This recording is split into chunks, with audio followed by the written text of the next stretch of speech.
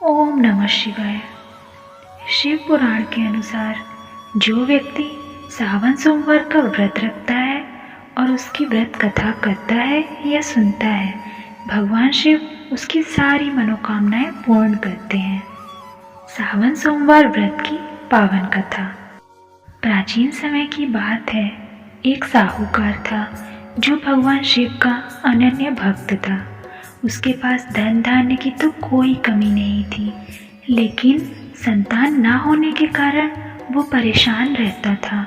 इसी कामना को लेकर शिव जी के मंदिर में रोजाना दीपक जलाता था और उनकी भक्ति करता था। उसके भक्ति भाव को देखकर एक दिन माता पार्वती ने शिव जी से कहा कि प्रभु, ये साहूकार अपना अनन्य भक्त है, उसकी मनोकामना पूरी करें।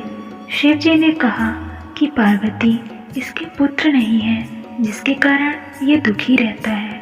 माता पार्वती ने आग्रह किया कि हे ईश्वर, कृपा करके इसे पुत्र प्राप्ति का वरदान दे। तब भोलेनाथ ने कहा, हे पार्वती, इसके भाग्य में पुत्र योग नहीं है। ऐसे में अगर इसे पुत्र प्राप्ति का वरदान मिल भी जाए तो इसका पुत्र केवल 12 वर्ष तक ही जीवित रहेगा। यह सुनने के बाद भी माता पार्वती ने साहूकार को पुत्र देने का आग्रह किया। माता के बार बार कहने से भगवान शिव ने साहूकार को पुत्र प्राप्ति का वरदान दिया, लेकिन साथ ही यह भी बता दिया कि वह पुत्र केवल 12 वर्ष तक ही जीवित रहेगा। साहूकार ने पूरी बात सुनी, इसलिए उसे ना तो खुशी हुई और ना ही दुख। वह तब भी पहले की तरह पूजा अर्चना करता रहा। भगवान शिव के आशीर्वाद से साहूकार को सुंदर बालक की प्राप्ति हुई। परिवार में खूब हर्षोल्लास मनाया गया, लेकिन साहूकार ने किसी से उसके 12 वर्ष तक जीवित रहने वाली बात नहीं बताई।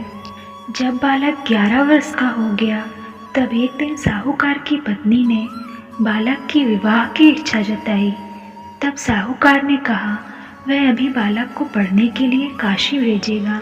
साहूकार ने बालक के मामा को बुलाया और कहा, इसे पढ़ने के लिए काशी ले जाओ और रास्ते में जहाँ जहाँ रुकना वहाँ यज्ञ करते रहना और ब्राह्मणों को भोजन कराते हुए जाना। साहूकार की आज्ञा का पालन करते हुए बालक के मामा ने ऐसा ही किया। मार्ग में आगे बढ़ते हुए वो दोनों ऐसी जगह पहुँचे जहाँ राजकुमारी का विवाह था। जिससे राजकुमारी का विवाह होना था वह एक आंख से काना था। लड़के के पिता की नज़र अति सुंदर साहूकार के बेटे पर पड़ी। उसने सोचा क्यों ना इसे ही घोड़ी पर बैठाकर शादी का कार्य संपन्न करा लिया जाए। तो उन्होंने साहूकार के बेटे के मामा से बात की और कहा कि इसके बदले में वह अथाह धन देंगे। तो मामा राजी हो गए। इसके बाद साहूकार का बेटा विवाह की बेदी पर बैठ गया और जब विवाह हो गया तो उसे ले जाने से पहले राजकुमारी की चुनरी के पल्ले पर लिखा कि तेरा विवाह तो मेरे साथ हुआ, लेकिन जिस राजकुमार के साथ तुझे भेजेंगे वह तो एक आंख का काना है। जब राजकुमारी ने अपनी चुनरी पर यह लिखा पाया तो उसने राजकुमार के साथ जाने से मना कर दिया। बारात वापस लौट गई। उधर मामा और भांजा काशी पहुंच गए। एक दिन जब मामा ने यज्ञ रखा था और भांजा बहुत देर तक बाहर नहीं आया, तब मामा ने जाकर देखा कि उसके भांजे की मृत्यु हो चुकी है।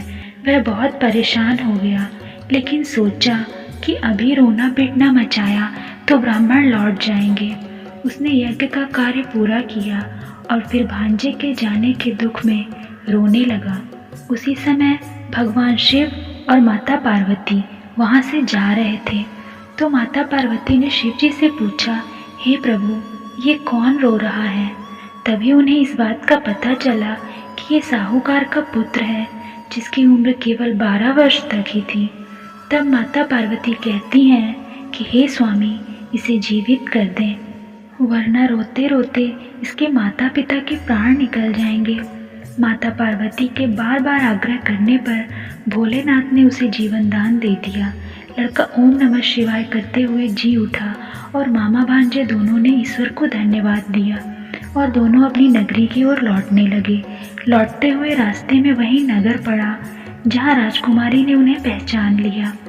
तब राजा ने राजकुमारी को साहूकार के बेटे के साथ बहुत सारे धन धान्य के साथ विदा किया। उधर बालक के माता पिता छत पर बैठे थे। उन्होंने यह प्रण लिया था कि अगर उनका पुत्र सकुशल नहीं लौटा तो वह छत से कूदकर अपना जीवन त्याग देंगे। तभी लड़के के मामा ने आकर साहूकार के बेटे और बहू के आने का समाचार सुनाया। समाचार सुनकर दोनों प्रसन्न हो गए और उन्होंने अपने बेटे और बहू का स्वागत किया। शिव जी ने साहूकार को सपने में दर्शन देकर कहा कि तुम्हारे पूजन से मैं प्रसन्न हुआ। इसी प्रकार जो भी व्यक्ति इस कथा को पढ़ेगा या सुनेगा उसकी समस्त परेशानियां दूर हो जाएंगी और मनोवांछित फल की प्राप्ति होगी।